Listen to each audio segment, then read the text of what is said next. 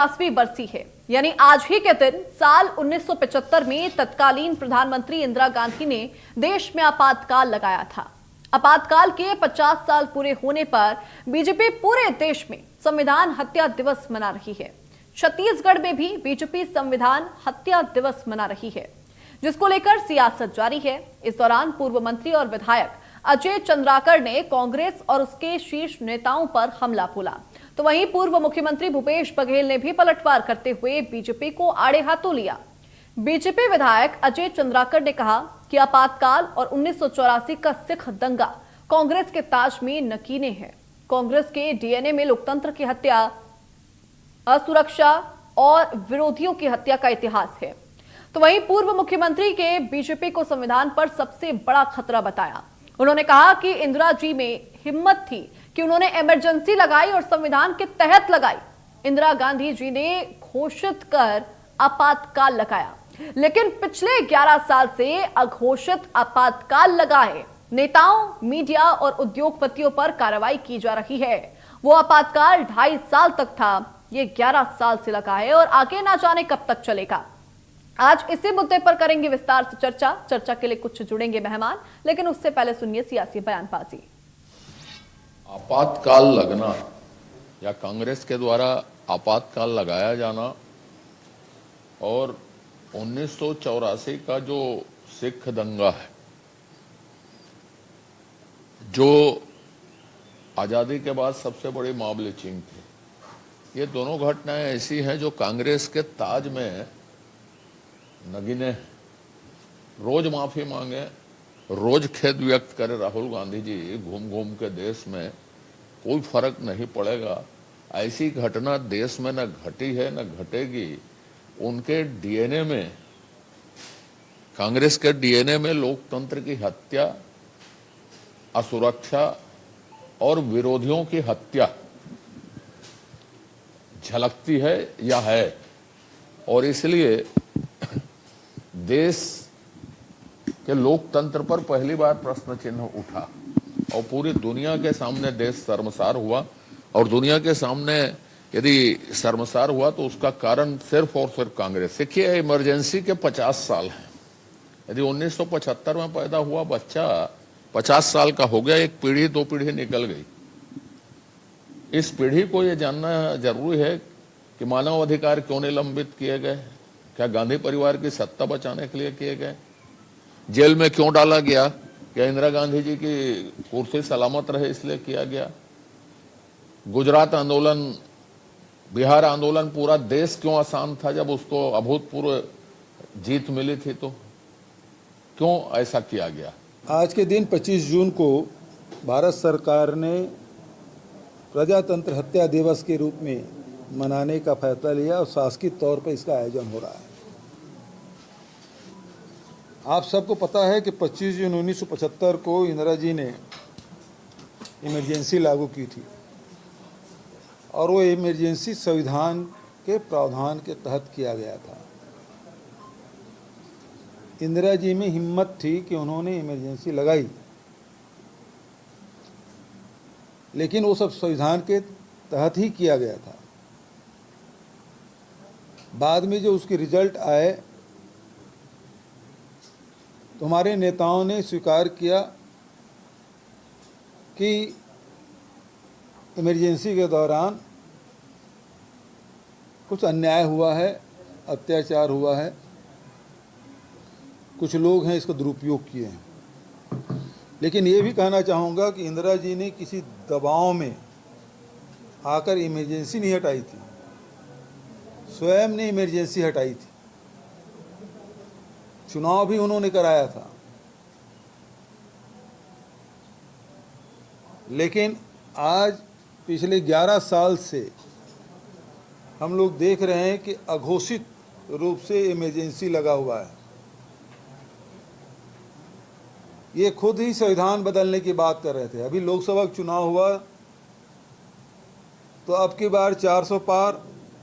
लोगों ने पूछा 400 पार क्यों चाहिए, तो उन्होंने कहा हम संविधान बदलना चाहते।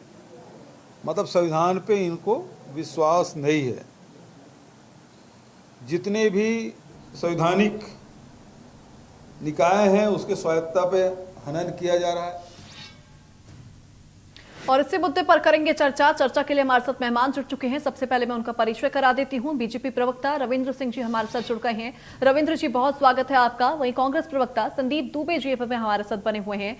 संदीप जी, आपका भी बहुत स्वागत है इंडिया न्यूज मध्य प्रदेश छत्तीसगढ़ पर। चर्चा की शुरुआत संदीप जी मैं आपके साथ ही करूंगी और एक कविता की मैं कुछ 2 पंक्तियां बोलूंगी।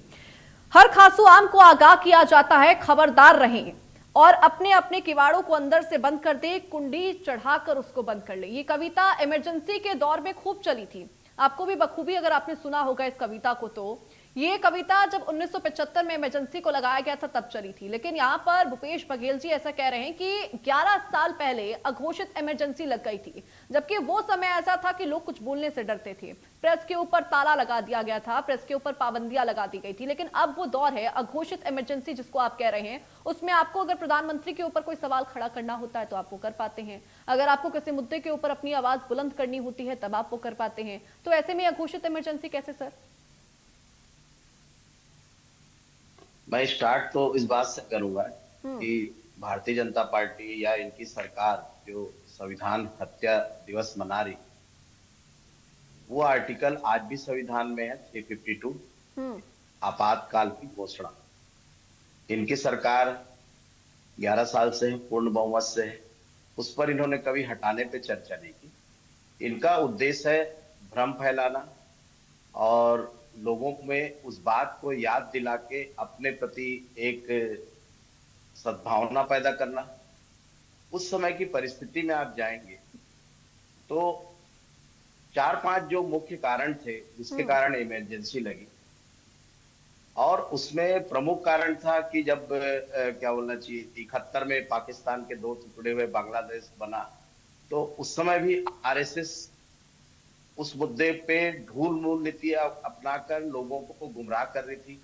साथ ही साथ जो है बैंकों का जो निजीकरण से राष्ट्रीयकरण हुआ, उसमें भी इन्होंने इसको आंदोलन के रूप में हुआ, क्योंकि उस समय देश में बहुत सारे परिवर्तन इंदिरा गांधी करना चाह रही थी और की भी।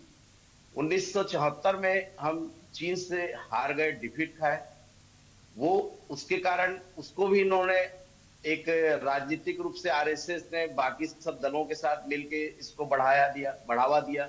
और उस समय जब राष्ट्रीयकरण बैंकों का हुआ तो कई जो राजा महाराजा थे, जो स्टेट्स थे, उन्होंने आरएसएस का साथ देके इस मुद्दे को इतना हवा दिया ताकि सरकार चलने में एक प्रॉब्लम हो। आपको याद होगा उसी बीच में जो है रेल मिनिस्टर थे ललित नारायण मिश्रा, जो कि जगन्नाथ मिश्रा जी के पुत्र थे, भाई थे, वो रेल मिनिस्टर थे, उनको बम से उड़ा दिया गया बिहार में। उस आंदोलन को भी जयप्रकाश नारायण जी ने बहुत ज्यादा उसको आग दिया, आरएसएस ने उसको आग दिया। अल्टीमेटली मैं ये बताना चाह रहा हूं कि उस समय की जो परिस्थिति थी, और उस समय इंदिरा गांधी को जो ये फैलाते हैं आरएसएस वाले कि इलाहाबाद हाई कोर्ट ने जो सांसद का जो उनसे पद छीना, उससे प्रधानमंत्री का पद जाने वाला था। लेकिन आपको मालूम होगा कि 12 दिन में ही सुप्रीम कोर्ट ने इंट्रीम ऑर्डर देके उनकी सांसद भी बहाली की और साथ ही साथ जो है उनको प्रधानमंत्री पद पर भी रखा। उसके बाद उन्होंने जो है देश की परिस्थिति के अनुसार जो है, और चूंकि संविधान में लिखा था, और उस स्थिति को देखते उन्होंने इमरजेंसी की घोषणा की। साथ ही साथ जो हम व्यक्तिगत लगता है उस इमरजेंसी में जिस प्रकार से संसद का इन लोगों ने इमरजेंसी से पहले जो घेराव किया, जिस प्रकार से सेना को भड़काने का काम किया, जिस प्रकार से आज भी ऑपरेशन सिंदूर में इन लोगों ने करने की कोशिश की है, तो कुल मिला के जो स्थिति उस समय बनी, उन्होंने उस संविधान में 352 आर्टिकल का यूज किया। उपयोग करने के बाद जब संसद से इसकी सहमति ली, इसमें मेजोरिटी डिसीजन से राष्ट्रपति ने इसको अप्रूवल दिया और इमरजेंसी लगी।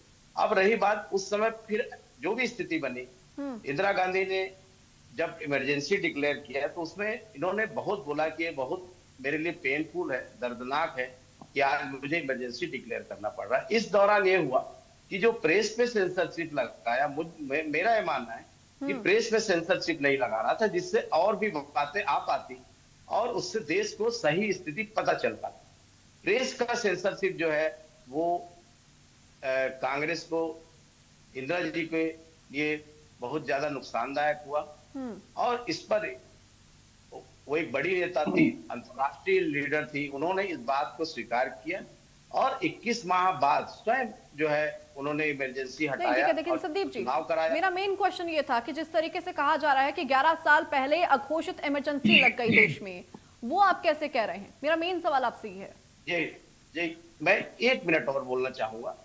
ये जो हत्या शब्द ये बोल रहे हैं, हत्या तो इन्होंने गांधी जी का किया था, उसको ये हत्या नहीं मानते। आरएसएस वाले जब मीटिंग करते हैं, बात करते हैं, तो गोडसे जिंदाबाद कहते हैं।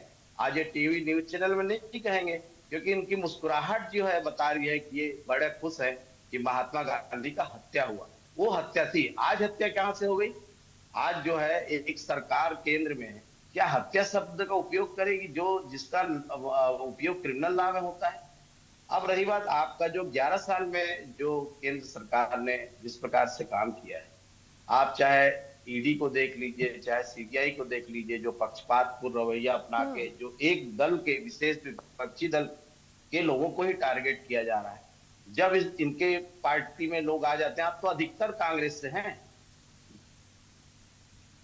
ये तो इमरजेंसी की बात कर रहे हैं, उस सांसद की जो माधवराव सिंधिया थे सांसद, उन्होंने भी इमरजेंसी का समर्थन किया और आज उनके बेटे जो है संविधान हत्या दिवस मना रहे हैं। ठीक है, तो 11 साल में जो स्थिति बनी हुई है, सिर्फ जो मोदी में बनी हुई है, यही देश में एक तरफा है, यही अघोषित इमरजेंसी है कि जहां लोग अपनी बात नहीं बोल रहे। एक अगर गायक कुछ बोल देता है तो उसको अरेस्ट कर लिया जाता है, एक कविता लिख दिया जाता है तो अरेस्ट कर लिया जाता है। उस वक्त भी तो कितने सिंगर्स के गाने बंद करवा दिए गए थे। ठीक है संदीप जी। रविंद्र सिंह जी, अघोषित इमरजेंसी 11 साल पहले लग चुकी है भारत में। ये कांग्रेस के दिमाग की फिजूल ऊपर उन्होंने लगाया, उसका आज तारीफ कर रहे हैं। अफसोस की बात है, टीवी डिबेट में मैं भूपेश बघेल को सुन रहा था और कांग्रेस के प्रवक्ता को, इन्होंने इमरजेंसी को जायज ठहरा दिया गई, परिस्थिति गिना दिया इस कारण से, और सारी परिस्थिति में किसका? आरएसएस का। और उसके बाद ऐसा लग रहा है कि यहाँ पर वजहें बता के उसको ग्लोरीफाई किया जा रहा है। ये वही मैं कह रहा हूँ, मैं आश्चर्यचकित हूँ भाई माफी मांगने के लिए, जिन्होंने लोकतंत्र की हत्या कर दी, लोकतंत्र के सम्मान को गिरा दिया, अपने व्यक्तिगत स्वार्थ के लिए धारा 352 का उपयोग किया और उसको बोलते संविधान सम्मत। भूपेश बघेल को भी शर्म आनी चाहिए और कांग्रेस के प्रवक्ता को भी। अब मैं समझाता हूँ, एकदम ईमानदारी से समझाता हूँ, कांग्रेस संविधान की कैसे हत्या करती है, सुनिएगा। 107 संशोधन हुए संविधान में भारत में, 100 संशोधन कांग्रेस ने किया है, ये है अपने स्वार्थ के लिए। 132 बार देश की राज्य की चुनी हुई सरकारों को क्या कहते हैं, जो ये हुआ है, उसमें करीब 110 बार कांग्रेस ने राज्य की चुनी हुई सरकार को बर्खास्त किया अपने स्वार्थ के लिए, अपने बहुमत के दम पर। और बताता हूं, बहुत सवाल दे रहे थे कांग्रेस के प्रवक्ता कि क्या हाई कोर्ट के आदेश के कारण ऐसा हो रहा था कि इंदिरा गांधी की संसद चली जाती, इसलिए इमरजेंसी, मतलब ऐसा माहौल। अब सुनिए बताता, justice Hansraj Khanna Allahabad high court के जज ने निर्णय दिया, इंदिरा गांधी का जो चुनाव था अवैध था, क्योंकि उन्होंने संवैधानिक तंत्रों का और मशीनरी का दुरुपयोग किया था। हाई कोर्ट ने, और सुप्रीम कोर्ट में सुनवाई थी। अब मैं बताता हूँ सिलसिलेवार, सुनिएगा, और विशेषकर कांग्रेस के प्रवक्ता को बिल्कुल ध्यान देने की जरूरत है। मैं बताता हूँ, रविंद्र सिंह जी, मैं आपसे ज्ञान सुनने नहीं सुनाऊं, आप ये बताइए, आप प्रवचन कर रहे थे ना, तो मैं शांत रहा। आरएसएस प्रमुख ने क्या पत्र भेजा था, ये मैं बता दे रहा हूँ। डिबेट नहीं, आप मेरे ज्ञान मत दीजिए, आप उनके प्रश्न कांग्रेस संदीप जी, देखिए आपने भी यहाँ पर, नहीं संदीप जी, बिंदुवार तरीके से आपने भी इमरजेंसी की बात यहाँ पर करी थी, शुरुआत आपने करी थी यहाँ पर, मैंने आपको नहीं टोका। एक बार उनको भी अपनी बात पूरी कर लेने दीजिए। नहीं रविंद्र जी, उनको पहले अपनी बात पूरी करने, नहीं संदीप जी, मेरे को मत समझाइए, आप चैनल में बोलिए। संदीप जी, आपकी बात रविंद्र जी ने भी यहाँ बहुत धैर्य के साथ सुनी थी, आपने भी बिंदुवार तरीके से अपनी बात रखी थी, एक बार उनको सुन लेने दीजिए। रविंद्र जी, जब इलाहाबाद हाई कोर्ट ने इनके उसको निर्वाचन को अवैध घोषित किया, तो ये सुप्रीम कोर्ट गए, और सुप्रीम कोर्ट में भी तय था इनका हारना था। लेकिन इन्होंने कैसे संविधान का दुरुपयोग किया और किसके कारण लोग आपातकाल लगा, बताता हूं मैं। 7 तारीख को इन्होंने लोकसभा में अपने बहुमत के दम पे एक विधेयक लाया। क्या लिखा उस विधेयक में? भारत के प्रेजेंटली प्रधानमंत्री के विरुद्ध देश के किसी भी न्यायालय में कोई भी याचिका नहीं स्वीकार की जाएगी। स्वीकार ही नहीं किया। ये 4 तारीख को आया, लोकसभा ने 4 तारीख को पास कर दिया, 5 तारीख को राज्यसभा ने कर दिया, क्योंकि दोनों जगह बहुमत था। 6 तारीख को देश की आधा राज्यों ने, मतलब 17 राज्यों ने, क्योंकि वहां कांग्रेस का बहुमत था, उन्होंने पास कर दिया। 18 तारीख को भारत के राष्ट्रपति ने उस विधेयक पे साइन कर दिया और वो बिल जो था विधेयक बन गया, कानून बन गया। अब देखिए 22 तारीख को सुप्रीम कोर्ट में सुनवाई थी। वहां एक कांग्रेस की शर्मनाक सरकार अपने बहुमत के दम पे 4 दिन में किसी विधेयक को पास कर दिए ताकि इंदिरा गांधी की सुनवाई सुप्रीम कोर्ट में ना हो सके। मात्र उसी के कारण सुप्रीम कोर्ट में सुनवाई नहीं हुई, क्योंकि 22 तारीख को सुनवाई थी, 18 तारीख को भारत के राष्ट्रपति ने दस्तखत कर दिया। चोरी से, छल से, कपट से, धोखे से, बहुमत के दम पर कांग्रेस ने इंदिरा गांधी को बचा लिया। और इसी के कारण जब उसको लगा सुप्रीम कोर्ट से बच गई और विपक्ष मतलब विरोध करना शुरू किया तो आपातकाल लगा। संदीप दुबे जी, आप कितना गलत व्याख्या करते हैं, और आप संविधान की किताब उठाकर देख लीजिए उस विधेयक लेकिन का उनका डे कहना टू है डे। कि 2014 में जब मोदी सरकार यहाँ पर आई तब अघोषित इमरजेंसी लगी। मेरा सवाल ये है अब मैं उसमें भी आ रहा हूं। पहले तो मैंने इनके गलत चीजों का पर्दाफाश किया कि आप कानून का दुरुपयोग करके आपातकाल लगाए और हमको बोलते हो कि हाई कोर्ट के निर्णय का गलत व्याख्या कर रहे थे। सुप्रीम कोर्ट का एक बार वर्णन कर लीजिए। एक बात बताइए, क्या 2000 के क्या 11 साल से मतलब क्या कहते हैं भारत में आपातकाल लग गया, ये बोल के ना आपातकाल लगाने वाले लोग उससे भी शर्मनाक काम कर रहे हैं। 11 साल से देश की जनता को आप अपमानित कर रहे हो, जिन्होंने जनादेश दिया मोदी जी को। आपको भरोसा नहीं है? एक बार नहीं, 2 बार नहीं, 3 बार देश की जनता ने मोदी जी को सर्वसम्मत तरीके से निर्वाचित किया, और आप उसका आज अपमान कर रहे हो कि 11 साल से घोषित हो गया, हम गलत थे तो 5 साल बाद जनता हमको हटा देती, 10 साल बाद हटा देती, 15 साल के लिए पूर्ण मैंडेट है और आगे भी रहेगा। शर्म करनी चाहिए कांग्रेस को। दूसरी बात मैं कहता हूं कि जो कांग्रेस के लोग कह रहे हैं लोकतंत्र मतलब ये 352 जो था बहुत अच्छा था, यदि हमको हमारी जिम्मेदारी क्या हटाए, हम हटा दें 352 को। अभी कांग्रेस के प्रवक्ता कह रहे थे क्यों रखे 352 को, हम हटा देते क्या कहेंगे? देखो लोग संविधान की हत्या कर रहे हैं। भीमराव अंबेडकर जी ने और संविधान सभा ने 352 को यदि बनाया था किसी कारण से तो सोच समझ के बनाया था कि यदि आंतरिक मतलब अशांति का दौर उत्पन्न हो तो इसका उपयोग करें, हम इसको समाप्त कर दें। कांग्रेस के क्या चाहती है कि हम फिर से आपातकाल लगा दें? बड़ी हिम्मत से लगाई है इंदिरा गांधी ने। किसने कहा? भूपेश बघेल। ऐसी हिम्मत को ना गोली मारिए। मैं कहता हूं ऐसी हिम्मत को हिंद महासागर में 800 फीट गहरे गड्ढे में डुबो देना चाहिए। ऐसी हिम्मत नहीं चाहिए हमको कि देश में आपातकाल लग जाए और इसकी एक तारीफ करे। फिर मैं कह रहा हूँ कांग्रेस का जो बयान था पूरी तरह से शर्मनाक था, और इन्होंने कहा कि संविधान पे भाजपा को भरोसा नहीं। अरे अभी बिहार चुनाव में वहां महाराष्ट्र में हारे तो राहुल गांधी ने क्या कहा? इलेक्शन कमीशन ने गलत किया महाराष्ट्र में, वहां हम चुनाव जीत जाते। इलेक्शन कमीशन ने गलत किया, इसलिए क्या कहते हैं महाराष्ट्र में चुनाव हारे, और बिहार में भी अभी गलत होने वाला, वहां पर भी हम हारेंगे। मतलब चुनाव से पहले हार को स्वीकार करते और ठिकरा किसके ऊपर होते समय। एक लाइन और कह रहा हूं, अभी इलेक्शन कमीशन ने कहा कि हमने राहुल गांधी को मेल भेजा है, उसको स्पष्टीकरण दिया और उनको कहा है आकर जवाब दीजिए। क्या कहते हैं महाराष्ट्र में उन्होंने मेल देखा नहीं, उन्होंने जवाब देना उचित नहीं समझा। केवल और केवल नौटंकी करने वाले सही माने लोकतंत्र के हत्यारे। और नाथूराम गोडसे की हत्या की बात कर रहे थे, 1984 में जो सिख नरसंहार किए उसका कांग्रेस जवाब देगी क्या? हजारों सिखों का नरसंहार कर दी और उसके बारे में बात करते हैं। संदीप जी का ठीक है। संदीप जी, लगातार बीजेपी कह रही है कि कांग्रेस के डीएनए में ही है संविधान का अपमान करना, संविधान की हत्या करना, और कई सवाल रविंद्र जी ने भी यहाँ पर किए हैं। संदीप जी, अब रविंद्र सिंह जी बहुत ज्ञानी व्यक्ति हैं, उन्होंने जो अभी भ्रामक जो बातें की है ये वही स्कूल से पढ़े हैं आरएसएस के, जो झूठ और भ्रम और फैला के कोर्ट की रूलिंग है। बिल्कुल फैला के। रविंद्र सिंह जी अभी आपके बात में मैंने जो मेरी बात एडवोकेट हो सकते हैं, आप बिल्कुल भ्रामक जानकारी दे रहे हैं। आप अभी चुप रहे हैं अपनी बात। आप मीडिया को दे देना, इंडिया न्यूज को आप साबित कर देना इस बात को। मैं आपसे प्रूफ नहीं लेना चाहता, और आपको और आप मेरे को मेल करने की जरूरत नहीं है। ठीक है संदीप जी, आप अपनी बात रखिए। मैं ये बताना चाह रहा हूँ, आरएसएस प्रमुख बाला साहब देवरस जी थे जब 75 के उस समय जो आपातकाल के समय वो भी जेल में थे। उन्होंने अपना पत्र लिखा और इंदिरा जी को ही लिखा। जब इंदिरा जी को सुप्रीम कोर्ट से जीत मिली, उन्होंने पहले ही शब्द लिखा है कि कोर्ट में ही नहीं गया मामला।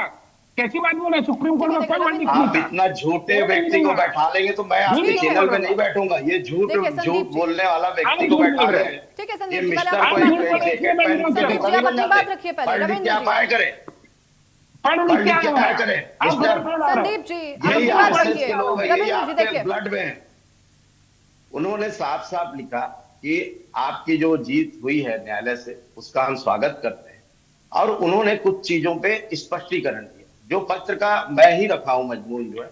उन्होंने स्पष्टीकरण दिया कि जिस प्रकार से अभी कुछ घटनाएं 2-3 साल से हुई है जिसमें बार बार जो है कांग्रेस हमारे प्रति बोल रही है कि आरएसएस ने भड़काने की कोशिश की है, जितने भी दंगा हुआ है उस पर उन्होंने स्पष्टीकरण और लेख पूरा एक पत्र लिखा है, और उसमें उन्होंने इस बात का जिक्र किया है कि आप उस समय की परिस्थिति को देखते हुए आपातकाल लगाई थी, वह संविधान सम्मत है या नहीं है इसको तो अब इसकी चर्चा बाद में होगी, लेकिन हम आपको बताना चाह रहे हैं कि इसमें सबसे ज्यादा दुर्भाग्य हुआ कि आपने अखबार पे सेंसरशिप लगाई, वो बहुत ज्यादा दुखदाई था, वो सबसे ज्यादा जो है पीड़ा हमको दिया, ऐसा आरएसएस प्रमुख ने लिखा। क्योंकि अब रविंद्र सिंह जी आरएसएस से हैं कि नहीं तो पता नहीं कि इनकी जानकारी समय थोड़ा कम है। तो मेरा कहना है कि आप जो बात कर रही हैं कि 2014 के बाद से यही गुजरात दंगा में इनके बड़े नेता जो मोदी के गुरु थे अटल बिहारी वाजपेयी, उन्होंने कहा था कि मोदी को राजधर्म का पालन करना पड़ेगा। क्यों कहा था? क्योंकि दंगा भड़काने में मोदी और शाह का हाथ था, ये पूरा भारत जानता है। आज ये सत्ता में है, एक दिन इनको भी जेल जाना पड़ेगा, इनको पता है इस बातों को। किस प्रकार से जज की हत्या कर दी गई, किस प्रकार से जो वर्तमान गृह मंत्री को एक प्रदेश से दूसरे प्रदेश में तड़ी पार किया गया, ये भारत के इतिहास में पहली बार हुआ है जो व्यक्ति तड़ी पार हो ये गृह मंत्री बना है। तो 2014 से इन्होंने जिस प्रकार से सब चीज को ढकने का प्रयास किया है, जिस प्रकार से अपना जो थोपने का प्रयास किया है, जिस प्रकार से तानाशाही इन्होंने किया है, वही बात भूपेश बघेल जी बोल रहे हैं कि जो 11 साल से अब घोषित आपातकाल की जो बात हो रही है वो ये है, हम तो घोषित जो कानून में था, जो संविधान में था, उस पर हमने किया। उसकी क्या प्रतिक्रिया हुई? प्रतिक्रिया ये हुई कि आपकी सरकार 1.5-2 साल रही, उसके बाद पूर्ण बहुमत 375 सीट से जो है इंदिरा गांधी चुनाव जीत के आई। ठीक है संदीप जी। रविंद्र जी फाइनल कमेंट आपका। लोकतंत्र को भी मतलब आज इन्होंने क्या कहते हैं लग्जरियस बना दिया, और लोकतंत्र में भी आपातकाल लाने के लिए इनको इन बधाई अपने आप में स्वीकार कर ले, हम ऐसा मतलब क्या कहते हैं वो नहीं कर सकते, न कभी करेंगे। और 2002 का गोधरा कांड को कहा 2014 से गिनते हैं, उनको शर्म आनी चाहिए, तर्क देते हैं तो। और एक बात, सुप्रीम कोर्ट में मामला गया नहीं क्योंकि सुप्रीम कोर्ट में इन्होंने दुरुपयोग किया था। मैंने कहा लोकसभा राज्यसभा और देश का उसका गलत व्याख्या करते हैं कांग्रेस के लोग, वैसे ही गलत व्याख्या कर रहे हैं जिस तरह से लोकतंत्र में आपातकाल को आज जायज ठहरा रहा है, वैसे ही पूरे चीज को तो कांग्रेस कहीं नहीं है ना। मैं कहता हूं ना तो इनके पास विजन है ना मिशन है, और कांग्रेस अपनी हरकतों से मरना सन्न है और समाप्त भी हो जाएगी यदि आपातकाल को भी जायज ठहराएंगे। लोकतंत्र की इन्होंने हत्या किया, संविधान का इन्होंने हत्या किया, इनको इलेक्शन कमीशन पे भरोसा नहीं है, इनको किसी पे भरोसा नहीं है। क्यों? क्योंकि ये नकारे हो चुके हैं, इनकी विचारधारा पंगु हो चुकी, ये कार्य करने लायक रह नहीं चुके, इसलिए अब ये भाजपा को दोष देते। और मजे की बात, आपातकाल के पहले आरएसएस के कारण आपातकाल आया, कांग्रेस के प्रवक्ता कह रहे थे, और बाद में लेटर आरएसएस का ही बताते हैं। तो इनका दोहरा चरित्र जो है ना, ये खुद पहले अपने आप में संशय से मुक्त हो जाए। क्या कहना चाह रहे हैं? दिग्भ्रमित लोग हैं, भ्रम जाल में फंसे हुए। मैं कह रहा हूं कांग्रेस अप्रासंगिक हो गई, अव्यवहारिक हो चुकी है और इस समापन की ओर है। ठीक है रविंद्र जी, संदीप जी, देखिए मेरे पास चर्चा को आगे बढ़ाने के लिए इतना ही वक्त था। आप दोनों का बहुत शुक्रिया अपना कीमती समय इंडिया न्यूज मध्य प्रदेश छत्तीसगढ़ को देने के लिए। तो देखिए लगातार इमरजेंसी को लेकर सियासी बयानबाजी जारी है, लेकिन जनता इन तमाम चीजों को देख रही है, राजनीतिक बयानबाजी को भी देख रही है, और यहाँ पर फैसला जनता का होगा। फिलहाल बड़ी बहस छत्तीसगढ़ में मेरे साथ बस इतना ही। नमस्कार।